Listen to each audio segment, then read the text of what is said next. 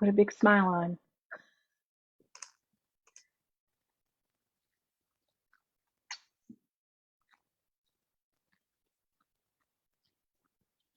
All right, Mark, we are live in the Facebook group. We are getting ready to talk about busting myths for nutrition because it's National Nutrition Month. And today I have with me intern Mark, and we're going to get going here in a moment. I'm just going to wait 1 minute till it's actually noon here in Central Illinois, and then we'll kind of go from there. Are you ready, Mark? Are you prepared? Are you ready? I'm ready. I got this. Excellent, excellent. So let's see. We have just a couple more minutes. I just want to make sure anybody that wants to start with us live, if you're watching this in replay, if you have any questions, feel free in the comments to leave those questions. If you're watching it live, leave your questions because we'll try to answer those questions live. I do have Facebook pulled up, so while Mark is giving the presentation, I'm going to try to keep up with whatever questions we might get. And if you're watching it on the replay and you have questions, you can always ask your questions in the comments and we will definitely get back to you as well. So I think we're going to go ahead. Let me share our screen. Hold on 1 second.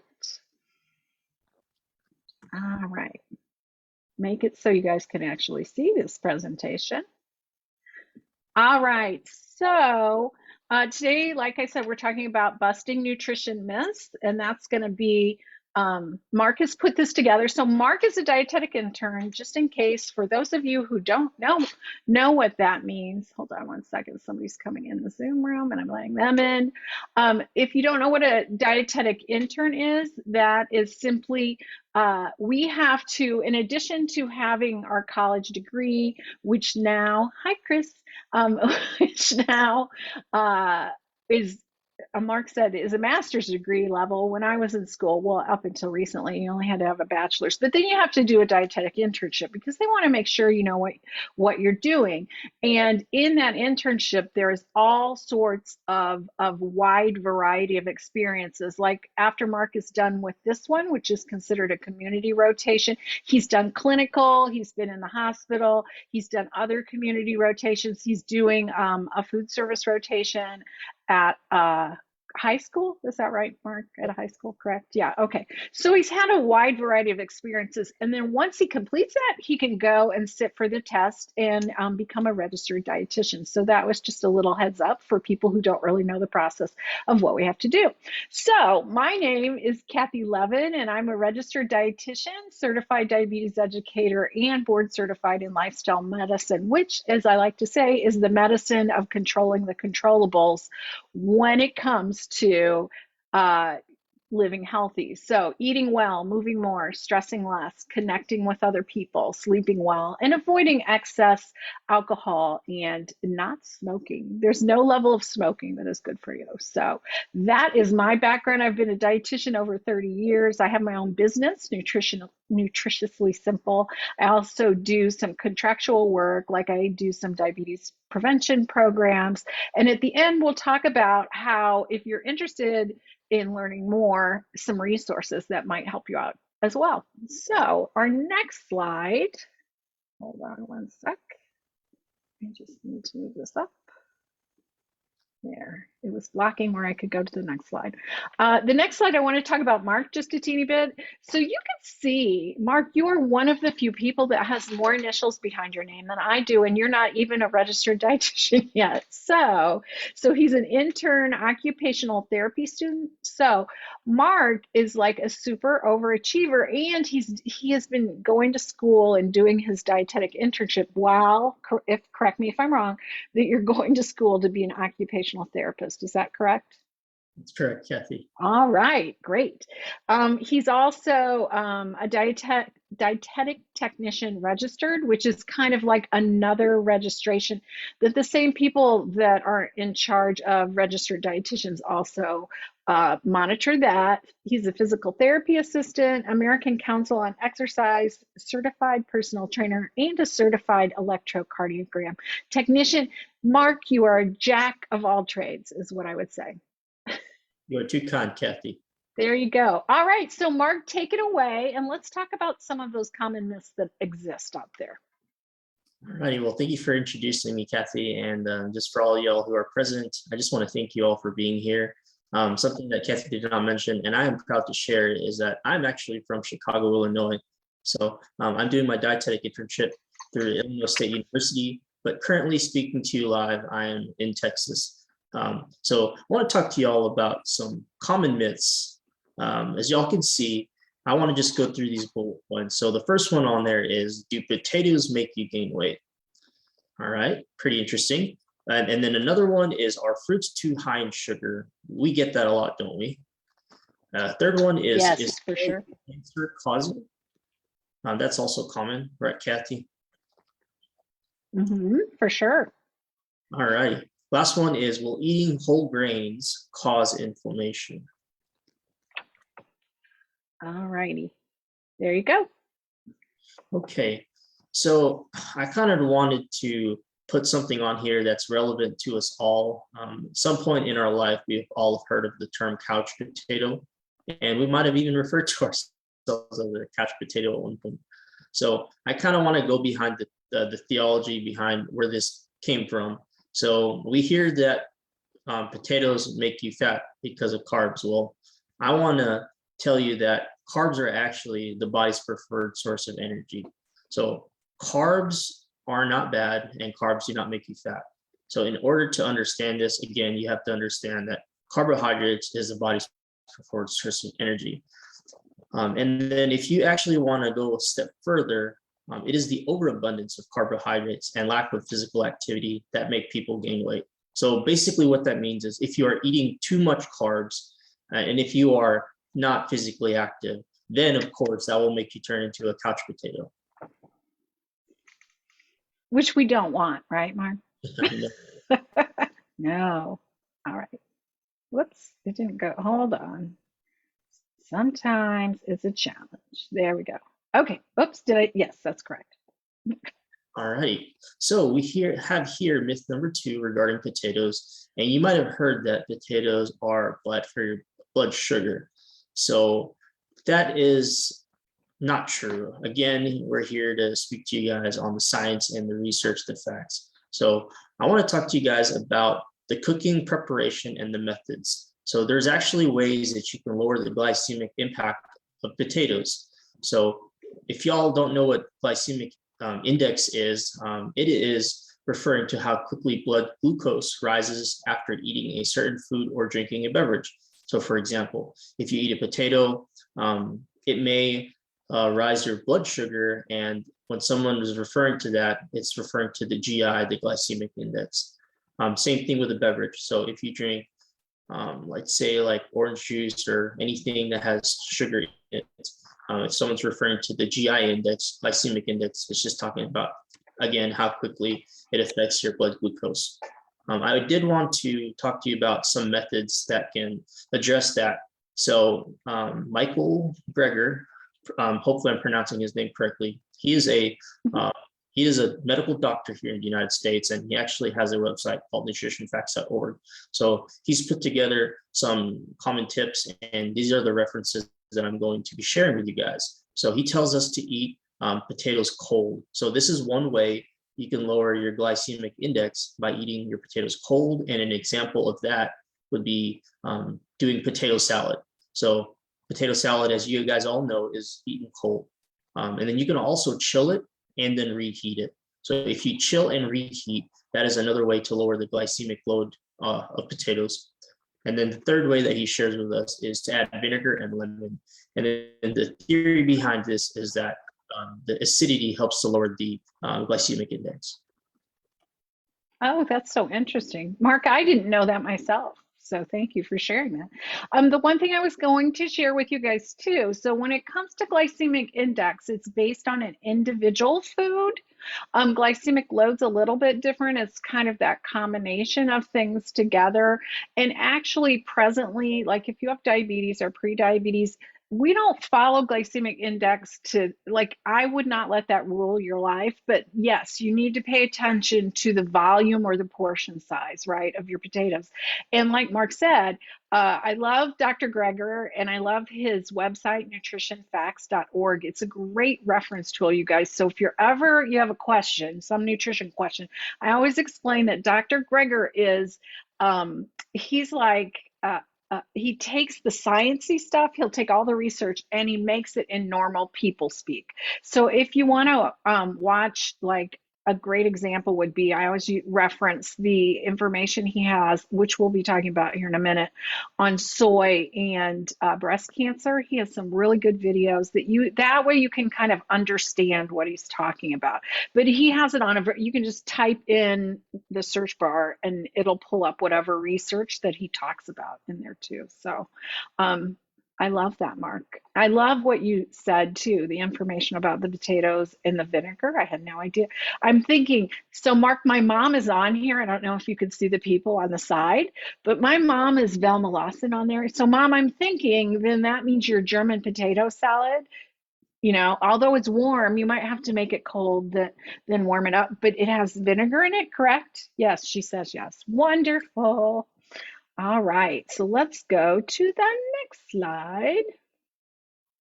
There you go, Mark. Perfect. Thanks for sharing that, Kathy. I want to talk to you guys next about a potato tip. So if you guys have heard of the term satiety, it is just basically the feeling of fullness, okay? And so studies show that boiling your potatoes and mashing them significantly improves fullness. So those are your tips right there. If you want to feel full, you definitely want to boil your potatoes or mash them. And as you guys know, those are healthier cooking methods anyways. So you're not frying it, you're boiling it, and you're mashing. So furthermore, I also wanted to talk to you about, there's actually something in potatoes. So it is called potato protease inhibitor 2. So this is actually something in potatoes, and it helps you to stay full by suppressing your appetite. And that is not something I knew prior to doing this presentation. So just like you guys, we're always learning something new. That's great. That's great. I didn't really know that either. So there you go. See, you can teach an old dietitian new tricks. How about that? All right, so I just kind of want you guys to look at the photos and just kind of soak it in. So considerations, you have the cooking methods. So we've already discussed this. You definitely want to stay away from frying your foods.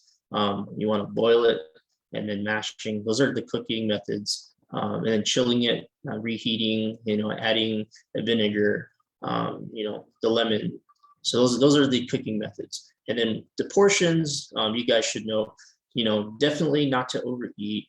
I put the McDonald's French fry there because that looks like, a value-sized fry. So we all know not to do that, right? That's 2 no's right there. That's fried. And then, the portions, it's not what you need. It's too much. And then toppings, if you look below at the potatoes there, guys, it's called loaded baked potatoes for a reason. So I guess they got one thing right, that they baked it, but if you look at the toppings, I mean, that's just too much. And then if you look at the quality of the toppings, I mean, the pictures they say a picture paints, 1,000 words. So it kind of explains itself. Wonderful. Another little tip I'm going to give you that I know we don't have on there. So they say, so this mouse is about the size, whoops, over there, of a small baked potato. So think about that when you're eating your potato. Some potatoes, I jokingly say, are about the size of a shoe. So keep an eyeball on that too. So if you're worried about the carbs or you're worried about your blood glucose, make sure just have that smaller portion like Mark said, and then leave the skin on. Eat the skin. You're going to get the fiber that way, and it's going to kind of slow down the rate at which that glucose goes up as well. All right, Mark, another tip. Yeah, I love that tip because like everyone here, most of us here might have a mouse next to us because we're, watching through Zoom. So that's such a practical way. Thanks for sharing that, Kathy. Potato tip number 2. choose purple. So as you can see, there's a lot of purple on the screen. This is really interesting. So most of you might know that berries are really high in antioxidants. But did you know that potatoes, specifically purple potatoes, they have nearly 20 times the amount of antioxidants compared to what's found in berries? I thought that was really cool because I've always heard that. I didn't know that purple potatoes were even higher. And my resources, again, from nutritionfacts.org, Michael Greger, his website. So very interesting. And for those of you guys who don't know what antioxidants are, it's kind of in the name. So as the name suggests, it helps our bodies to fight the oxidative stress. So antioxidants fights oxidative stress. So this process is essentially what causes cellular damage. And this is what contributes to the aging process and even leading to disease and death. So yeah, with a lot of disease, you have inflammation, and then you'll also have oxidative stress. Those are the two common markers. And so again, at the very worst, it can even cause death. So we don't want that. But potatoes are high in antioxidants, specifically purple potatoes. And then beyond that, it is actually said to increase the antioxidant capacity in our blood. And then white potatoes, unfortunately, it does the opposite. Another thing about purple potatoes is that it'll cause less of a sugar spike compared to the yellow fleshed potatoes. It'll also decrease your inflammation. So again, we talked about oxidative stress and inflammation being high in any disease process. Well, purple potatoes will decrease the inflammation. And then also it'll lower your blood pressure. So for anyone who has hypertension, purple potatoes is something good for you to start incorporating into your meals.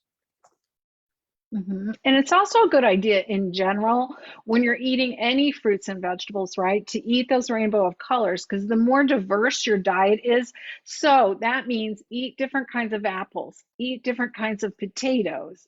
Just eating those different colors will give you different phytonutrients, vitamins, and minerals too. So that's how some will have more antioxidants, some will have less, but it's good to have that good rounded out mixture in there as well.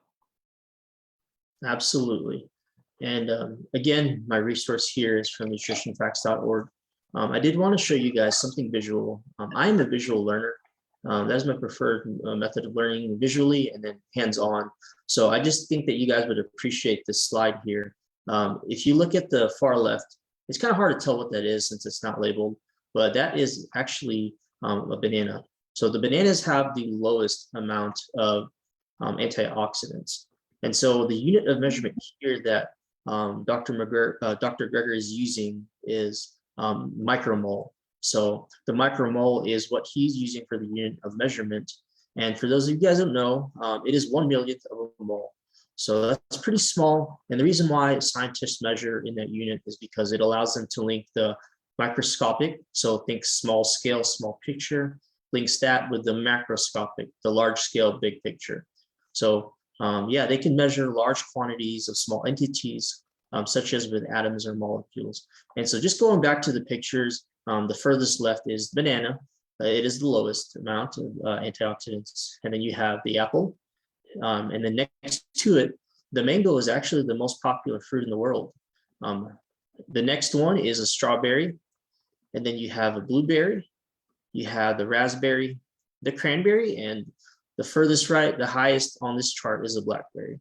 And so growing up, I've always heard the blueberries. So I thought it was really interesting while doing the research on this presentation to find that blackberries had the highest. And so, Kathy, do you have anything to add on this slide? I would say the biggest thing, right, is just to have that variety. Again, Dr. Greger's really big on having at least one serving of berries a day, because you can kind of see on the slide, right? Those are the highest ones in terms of fruit. Obviously, you're going to have different levels in vegetables, but yeah, trying to get that variety. Do have a serving of fruits a day. It makes a huge difference as well. So amazing. Thank you, Mark. So now we kind of leading into fruit here. Mark, let's talk about fruit a little bit. Okay, yeah, for sure. So that previous slide was a little bit of an introduction of fruit here. So the myth number one here we have is fruits have too much sugar. And that's a very common one. So I know there's a lot of people who have diabetes, whether it be 1 or 2, and they don't want to eat fruit anymore because, oh, I don't want to mess with my blood sugars, and it's too much sugar in that fruit. So that is a myth. So let's just say this. People think fruit will also make them fat because of the sugar, when in reality, it's a false cause and effect relationship. So not true. Glucose is actually the primary source of energy for our cells in our body. And something that's really clear is the human brain is the most energy demanding organ in our body. And it actually demands a lot of glucose in order for our bodies to function.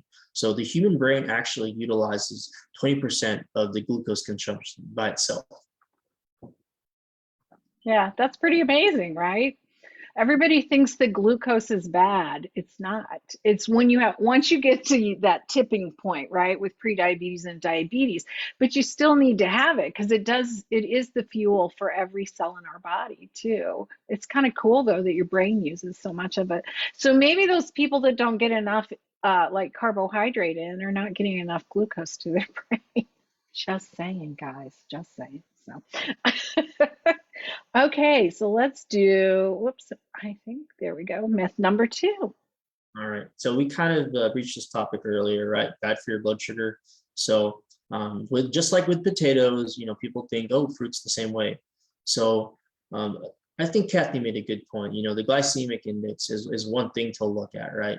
So I just want to go back to that though. So that fruits, they typically don't have a high glycemic index, and there's reasons for that. So Kathy did mention with the potatoes, to keep the peel on there, right? Because of that fiber. Same thing with fruits, guys. So if you are getting that fruit, make sure that you are eating the fruit with the skin on it, like an apple, for example, because of the fiber content. So with that fiber content, it's going to help decrease the glycemic index of that food that we're eating. So as our bodies break down the soluble fiber, it lowers the GI load of the other foods as they're digested.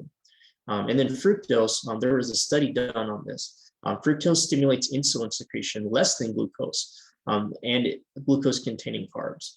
So I thought that was really cool. And then fructose and glucose are just totally different. So fructose is a naturally occurring sugar that is found in fruit, hence the term fructose. Right, right. So there's those main types of sugar that breaks down and contributes then to your glucose. So, and like Mark said, the big thing is eat your fruit with the skin on, keep that fiber content. It is like this huge myth that for some reason, especially right now, the fires have been fueled and everybody thinks fruit's bad for you because it is primarily carbohydrate, but it's also high in fiber, vitamins, minerals, phytonutrients. So it's got all the good stuff packaged in it. It's not super high in calories. So make sure that you get at least 2 servings of fruit a day in. All right, so let's go there. All right. So you guys heard of us talk to you about the fruit fiber and the whole fruits already, but if you're not eating the whole fruit, again, you're not getting the fiber. So just make sure that you're leaving that on there. So that's really important. Research shows that both whole fruit and fruit fiber is actually linked to benefits, including keeping your colon and stomach healthy. So some examples are constipation, irritable bowel syndrome, inflammatory bowel disease, diverticulitis, long-term weight management, decreasing risk of type 2 diabetes, protecting against colorectal and lung cancer, improving longevity, decreasing aging, reducing severity of your asthma, COPD, decreasing the risk of depression, reducing risk of seborrheic dermatitis, improving bone density in both children and in adults. So as you guys can just see, the research supports that there's so much benefit from eating fruit and fruit fiber, the whole fruit. So let's not pick and choose what we want to eat from the fruit. We need to make sure that we're maximizing the nutrition by eating food as a whole. Absolutely. Then let's talk a little bit about fiber for a second, Mark. Yeah, for sure. As you guys can see from this slide here, the men should have 35 grams or more of fiber a day. So this is daily. And then women should have 25 grams or more a day. So don't think, oh my gosh, I need to have this in one serving or one meal. Nope, this is daily. So I know a lot of us struggle with getting that fiber intake, but one quick, easy tip is just to eat more fruits and vegetables. So as Kathy already shared, that if you need to eat at least 2 servings of fruit daily, so just make sure that it has that the skin on there so you can get that fiber, and then it will contribute towards that daily fiber intake. Right, for sure, for sure. And the average person only gets about, in the United States, only gets about 10 to 12 grams of fiber. So you can see most people are way off. So you're going to get, like Mark said, you're going to get the fiber from fruit, from fresh fruits and vegetables, from whole grains. So the more you can incorporate those into your diet, the better off you are at the end of the day. And like when Mark was talking about too, how it helps your GI tract, gut health is the thing that's kind of leading the way in terms of everything, our overall health. So we want what they refer to as a healthy microbiome too. So that's all the good bacteria that lives down there in our GI tract. So if we look at fruit, Mark's got this great little chart here. So you want to talk a little bit about that and how much fiber is in different fruits? Yes, absolutely. So fruits are high in fiber, and specifically, if you leave the skin on an apple medium size, you will be getting 3.7 grams per serving. Okay, and then right below that, you can see blueberries that are raw. 1 cup equates to about 4 grams of fiber. And then we see that an orange, medium size, is 3 grams of fiber. A pear that is medium size has 4 grams. Prunes that are dried, 10 is equal to a serving, and then 6 grams is what that will provide. The raisins that are seedless, 2/3 of a cup has 4 grams of fiber for that serving. And then the raspberries, 1 cup of that will have 8.4 grams. So on this list here, the raspberries has the highest amount that is on this list provided. But of course, you can look at anything. I just wanted to show you guys, some of the fruits here, just to give you examples. And then strawberries, 1 cup of that will have 3.4 grams. And so I love how Kathy kind of just shared, the eating like a colorful plate. So just look on the photo on the right. And so, yeah, these are just examples of what's high in fiber, but don't let that dictate or limit your options there. Just make sure that your plate's colorful. And then that'll be a good way just to be getting different type of, phytonutrients, different nutrition from each of the fruit, because each fruit has its own benefit. Right.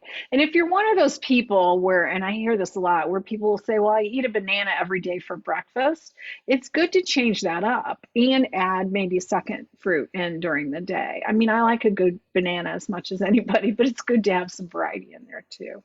Let's look at your next tip. All right. So we see here more color, right? And then we see Powerhouse. So what you guys probably wondering, what do I mean by that? So per the National Nutrition Guidelines, there is emphasis to eat fruits known as powerhouse fruits. So we do want to encourage you to eat as much fruits as possible, but these powerhouse fruits are actually linked with reduced risk of chronic disease. So this is backed by research. The 4 fruits that meet the criteria are the ones pictured here. So blueberries, top left, and then you see the raspberries right below that, tangerines next to it, and then cranberries above that. So those are the 4 fruits that meet the criteria linked with reduced risk of chronic disease. That's great. And there we were talking about the colors. So go ahead and talk about that for a moment. Yeah, absolutely. So here we have a color wheel. We have blue and purple, and then we have red and pink. So you guys kind of see a theme here. It's not just one color. They kind of, it's like a color range, you can say. And so I know you guys can all read, so I'm not going to read every little bullet for you guys, but I did want to make sure that you guys know and really look at this color wheel and look that you can see, orange and yellow, again, arranged there, white and green. So looking at each list, I think the biggest takeaway here is that there's not just 1 or 2, right? You can see that, wow, there's a huge amount on that list per section. So really, when you go to the grocery store the next time, make sure that you're not just sticking to one or two. Like, Kathy said, I know people who eat a banana every day or just an apple, and make sure that you're looking at other things on the list. So try something you haven't tried before. Yeah, I always say too, when you're young, you have the most taste buds you'll ever have, and as we age, we lose taste buds. So things that may have tasted more intense when you were a child may not taste as intense. So try some of those things. Maybe you thought you didn't like. Try different kinds of fruits that maybe you've never even experimented with. There's lots of different things out there at the grocery store. So.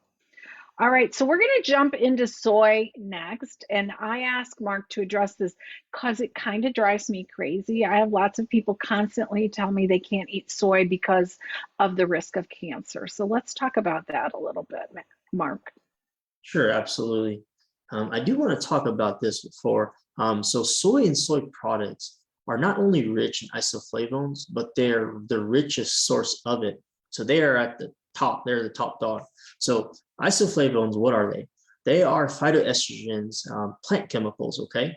So they have similar chemical structure to estrogen, which is found in humans, but they do not bind to our estrogen receptors. So you don't have to worry about it. They do not bind to our estrogen receptors the same way, and they also function differently. So two things right there. They don't bind, and then they don't have the same function. So you don't have to worry about it causing cancer for those reasons. Excellent. Next one. There you go. All right, and I think this is a great visual here. Facing the facts on soy, you can see myth. Eating soy foods raise your risk for breast cancer.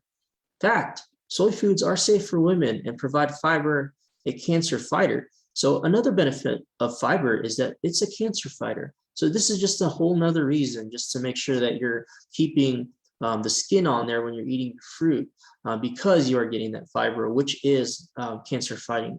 So some of you might have heard that mice study, right, where it was causing cancer. Well, how many of you all know there that we are not mice, right? Our bodies are different. We metabolize things differently.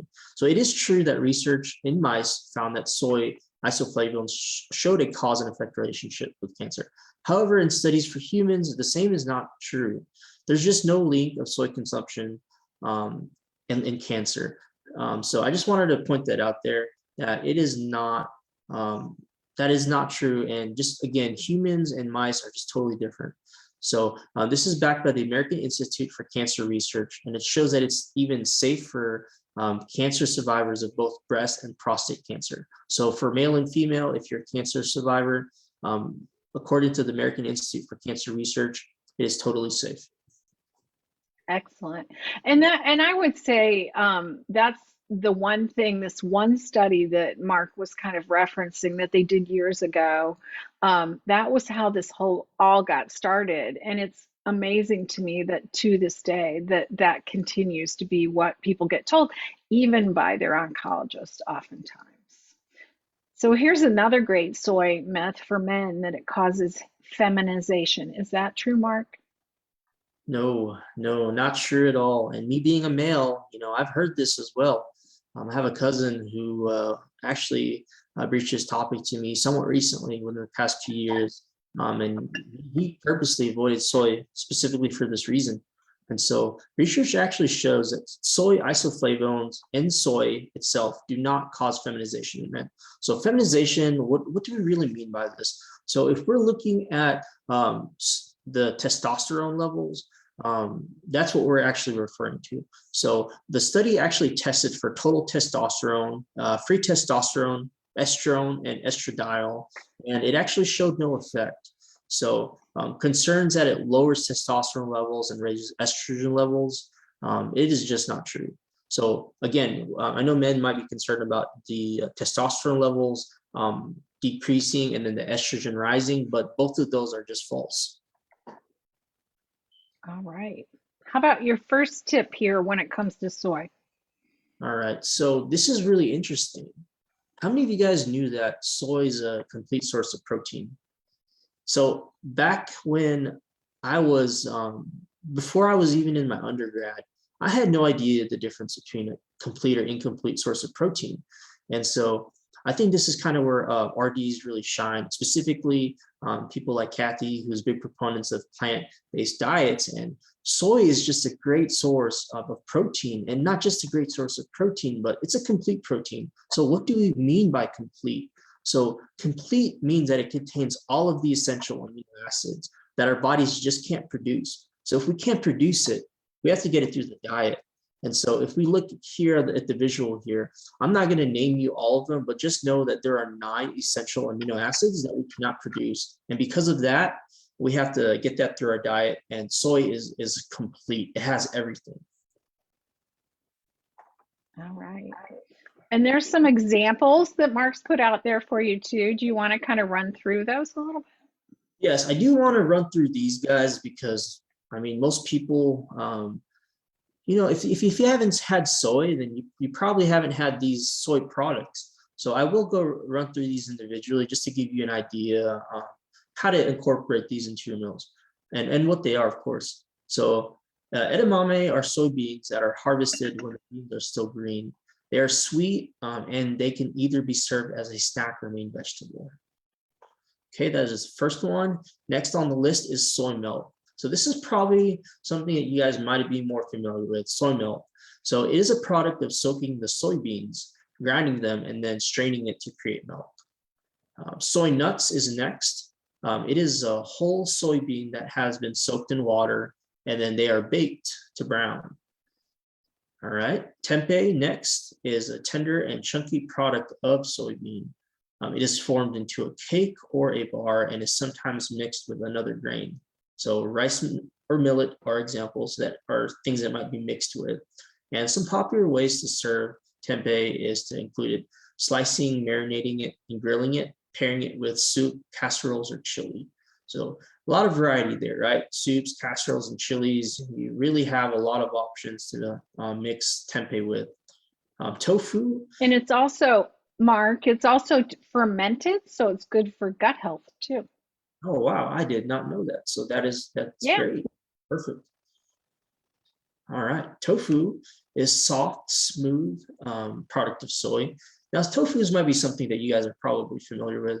I've always seen tofu growing up, but I come from an Asian background, so that's why it's just familiar with me. My parents are from the Philippines, so they would cook with tofu growing up. But for those of you who don't know, it is a product of soy. It is made by curdling fresh and hot soy milk with coagulant. It is known as the soybean curd. It can be served through different ways. So stir-fry dishes, soups, and on the grill are just some of the ways that people will present tofu. And then soybeans itself, they are mature. They are yellow while some are brown and black. So different range there of color. What happens though is soybeans that mature in a pod, they eventually harden, they ripen, and they dry like the other legumes. So some ways to eat soybeans are in sauces, stews, and in soups. Great, love it. And with tofu, guys, I want you to think about tofu is almost like a soy cheese. It's made in that same processing method that cheese is made. And know that tofu comes from super firm all the way down to silken. Where silken you would use in a creamy thing like you were making pudding. The ones that are more firm, you have to press the water out in order for it to absorb whatever you're marinating it in. So that's just my little soy tip of the day. All right, Mark, how about soy milk? Your tip for soy milk. Okay, so most of us probably drink milk, right? So, a lot of us will eat cereal for breakfast, for example. Okay, so just one quick, easy tip is just to replace the milk that you're using with soy milk. So soy milk is a great way to incorporate soy into your meals and everyday nutrition. So this is just one familiar way. So most of us probably are not familiar with tofu or edamame or tempeh, but everyone here is probably familiar with milk. And so just replacing it, substituting the milk you are familiar with soy milk, and then get used to that. And then so another way is if you have any recipe that calls for regular milk, just replace it with soy milk. And then you might end up liking the other soy products. So that's just one quick tip to start incorporating soy into your meals. Okay. How about let's talk about whole grains and the myths, which there's many, guys. I hear that all the time where people are avoiding bread, crackers, rice, cereal, pasta, and that is just a massive myth. So one big myth is that it causes inflammation. So let's address that, Mark. Yeah, and it drives me nuts too because it's the total opposite. So whole grains do not cause inflammation. And there's a study done by the University of Nebraska.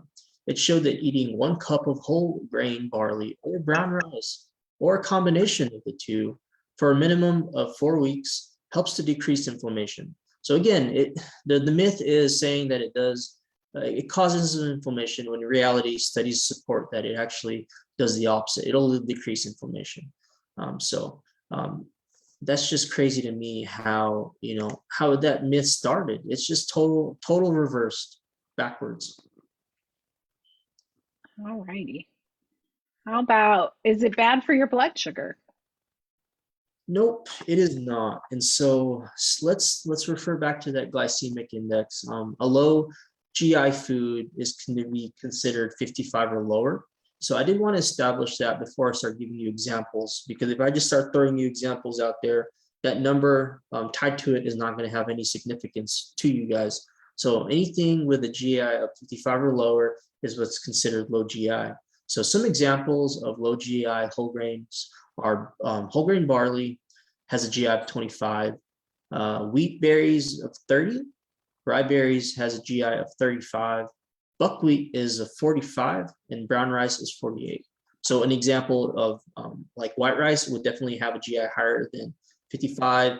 Again, brown rice has a GI of 48 because it is whole grain. All righty.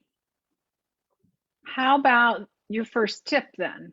What Hey, should we do when we look at a bread label?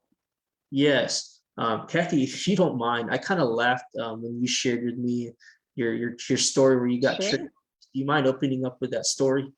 Yeah, sure. So I always share that even myself as a dietitian, if I'm not reading the label carefully, you can get tricked. So my rule of thumb is have 3 grams of fiber per slice or per serving when it comes to whole grains. And so when you look at bread labels, it can be super tricky because I've seen 1, 2, and 3 slices listed as the serving size. And so one time I looked at the bread label, it said 6 grams of fiber. I assumed that was for 2 servings. My eyeballs didn't go up and look at the serving size. And I got home and it was for 3 slices of bread. Now, I don't know about you guys, but I don't generally eat 3 slices of bread as a serving. So, I mean, just know when it comes to food manufacturers, sometimes they'll be a little tricky with that portion size because that's the one thing they can actually regulate. Like they can make the portion be whatever they want it to be. So it might be super tiny or bigger than normal, depending on what they're trying to promote fiber, fat, things like that. And I just wanted to point that out to you guys because, most of us who are at the grocery store, we don't have all the time in the world. Many of us are really busy individuals.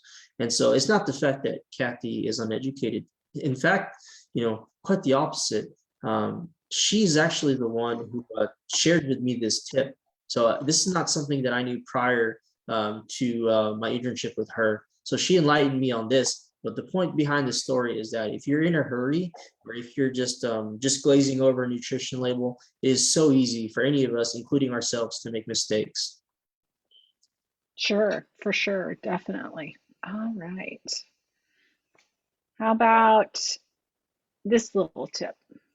Sure. Whole grains tip number 2 is to do half whole grains. So no one out there has to be perfect, right? So the myplate.gov actually says that you should aim to have at least half of your grains whole grains. So you do not have to eat 100%. I guess it's great if you do, but just know that no one out there is perfect. And the suggestion here is at least half whole grains. Yeah, for sure. And just make sure in general when you're increasing your fiber intake that you increase your water along with it because otherwise you can have a little problem with some GI distress otherwise. So gradually increase your fiber, gradually increase your water intake along with that too. So, all right. How about a little conclusion, sir? Yes. So I guess the biggest thing here is don't believe everything you hear or eat. And you're probably thinking, well, why would I listen to you? Well, I told you guys where I got my source from, the citations. So if you look at the next bullet point, it says make educated conclusions. So what is an educated conclusion? An educated conclusion is hearing an individual who is an expert in the field, such as Kathy. She is a registered dietitian, certified diabetes educator, and then she is certified in lifestyle medicine. So that tells you right there, you can make educated conclusions based off of this presentation. And because it is all research-based, and then again, credentials. So if someone has a PhD, but it's in, let's just say it's in art, nothing wrong with art. My sister is wonderful at art, but it's not telling you what that PhD is in, like that you need to know. So we're talking about nutrition here. We're not talking about the field of arts. So it is really important to also look at credentials. Even a medical profession, for example, like I have a few. So let's just say certified electrocardiogram technician. Like there are some correlations, but at the end of the day, you just want to make sure that you are looking at the evidence from the perspective of someone who is an expert in the field of nutrition. So I did want to throw that tidbit out there. So definitely just make sure you guys are not easily tricked or easily swayed by everything, because there's so much information out there on the internet. And yeah, it's kind of like the world's our oyster when it comes to nutritional information. We see a commercial, hear something from a friend, and all of a sudden we run with it, and that's very dangerous. Mm-hmm. Or you read it on, or you see it on social media, right? There's so many social media influencers out there. So we just have to be careful where we get our information from. And what I always like to say is you wouldn't want your primary care physician doing open heart surgery on you. So think about that. When you like, we have all different levels of expertise. So it's important that we watch that as well. All righty, so we're wrapping it up here. The little things, and I know the people on Zoom already have all this information, but for anybody that might be watching later on the Facebook page, you can always join my Plant-Based Simply Facebook group. It's free. We obviously focus on plant-based eating there, or get the Plant-Based Pantry Basics. That's a good way to get started. Make sure your kitchen is stocked with the things you need, so when you go to make a recipe, you actually have it. Plus, it has two of our fan favorite recipes, the edamame that's actually made with edamame, which is kind of an alternative to guacamole. It's got a little bit more protein in it and not quite so high in fat. And then the taco soup, which I just had over at my mother's house last night. So she actually uses her recipes. Good job, Mom. Good job. So, and then let's see. Oh, if you want any resources, one thing you can do while I have this on the screen, and you guys who are watching on Zoom, you can always go into Facebook and pull this off too. But you just take your phone, like you're taking a picture, a link will pop up, and then links to some of the things that are my freebies will pop up there too. So just know that that is available for you as well. And if you ever need anybody to help you on your journey, I am always here just to chat. You can jump on a Zoom call with me for a little, I like to call it a taster session, where we just chat and see what we can do to kind of help you make the next step in your journey. And I'm going to put that link on both of these. I will make sure I put it on the Facebook page as well.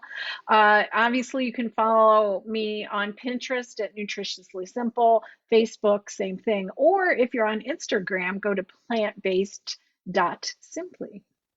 And last but not least, questions. So for the people that are live on Zoom, and I kind of lost the Facebook thing because my daughter called, but for the Zoom friends on here, my question is, does anybody have any questions? You can unmute and just ask, and Mark or I would be happy to answer your questions. And I'm going to attempt to get my Facebook back up. There we go. I found it. Any questions? Yes, this is Chris, but I've got the wrong thing there. I have a question. I actually have two questions. Okay, so you say that about soy, and I did not know that about the cancer part of it, but then so many items will say, contain soy. Like I'll pick something up and, I just looked at something actually while I was off the video, and it said contains soy. So why is it so important that all these food companies are putting that information on something? Why, why does that particular thing stand out so much? That's a great question. So that's one of the allergens that they're required by law, like wheat, soy, eggs. I don't know Oh, them all. okay, Yeah, that's why. And sometimes what it is, Chris, is it's actually like soybean oil. That's why it says that on there. That's probably okay, the biggest source that's in our diet. So the soybean oil does not have kind of the nutritional qualities, obviously, as right, the soybean itself. And so, yeah. okay, But that's why you see it. It's a common one of the, allergen. And okay, so there's like 10 different allergens that by yes, law they have right, to put on the label. Yeah, no, that's a okay. great Well, question. because like lots of times, like veggie burgers, let's say, I'll go look at Hmm. them or something, and it'll say contains soy, or Hmm. whatever. And then that leads kind of to my other thing, and I know this has to do with all the inflammation and things like that. Are whole grains gluten-free? No, it depends on Okay, the whole grain, right? So like wheat obviously is not. So the big ones that have it are wheat, oats, rye. Those are the biggies. Wheat, okay, oat, rye. Yeah. Yeah. okay. So Are sometimes there whole oats aren't. grains that are gluten-free? Yeah. Yeah. Okay. Well, there's what they call pseudo grains. I have Oh, a whole okay. thing I can get to you, Chris, too. No Okay. worries. But so for example, the pseudo grains, like for instance, what am I trying to say? Quinoa would be a great Mhm. one that you could Oh, incorporate. okay. Rice, so like whole grain rice would I be see. gluten free. Yeah. Okay. Okay. Yeah. Very good. Okay. Those are my questions. Thank you. Great questions, Chris. Thank you. No, great information. Thank you very much Thank today. you. How about anybody else who's on here live have a question? I'm gonna look it over here. I don't see any over there. Velma or Alice, do you have a question? And Alice, I want to see what you're making. That's my other question. Mm, As she's sitting It's been there busy. crocheting away. Yeah. Hold up what you're making, Alice. Can you hear us? I don't know if she can hear us. I don't think she can. I think so. All right, guys. Well, thank you for attending today, and let's give a big round of applause to Mark. He did a great job. It's a challenging. Well, wait, I do see a message. Hold on. Oh, Chris, it was yours, but we're good. Wait, I see something. Oh, yeah, no, it was exactly what she asked. So. But Mark, congrats. He's almost done, you guys. Pretty soon he's going to go be able to take that test and be a registered dietitian just like me. So, all right, you guys, take care and have a great weekend. And if anybody's watching this, the recording of it, you can put your questions down below in the comments. I'm happy to pop in there and answer those for you as well. So, take care and have a great day. Thank you, guys.